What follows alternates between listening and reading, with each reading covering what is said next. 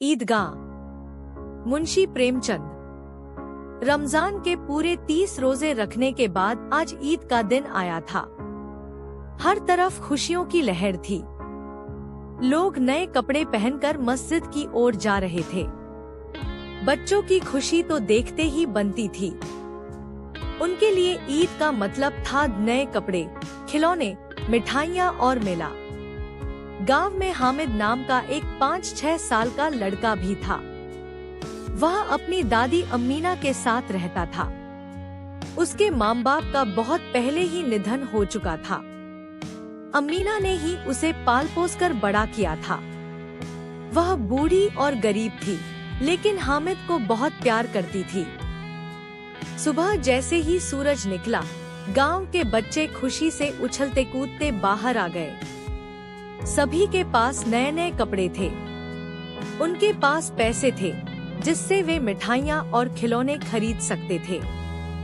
हामिद के पास सिर्फ 3 पैसे थे, जो उसकी दादी ने बड़ी मुश्किल से बचाए थे।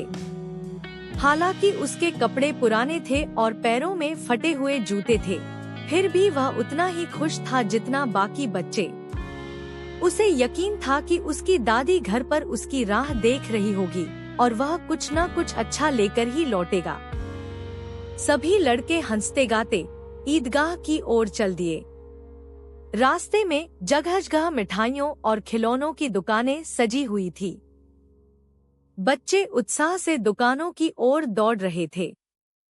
किसी ने लकड़ी का घोड़ा खरीदा, किसी ने रंग बिरंगे गुब्बारे, किसी ने मिठाइयाँ।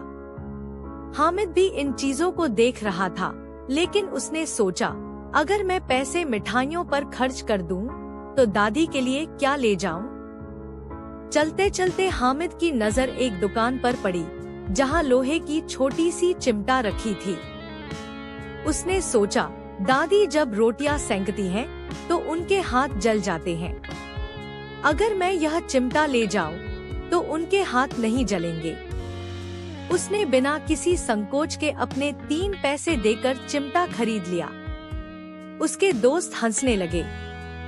यह कोई खिलौना है, इससे क्या खेलेगा?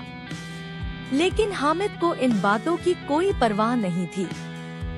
वह बहुत खुश था कि उसने दादी के लिए कुछ अच्छा खरीदा है।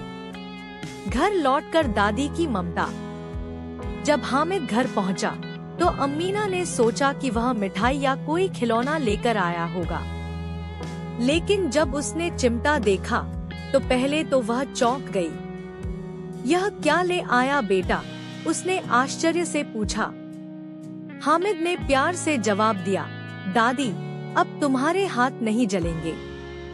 अमीना की आंखों में आंसू आ गए।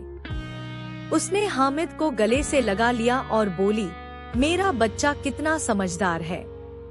इस कहानी से हमें सीखने को मिलता है कि सच्ची खुशी अपने लिए कुछ खरीदने में नहीं, बल्कि दूसरों की मदद करने में होती है।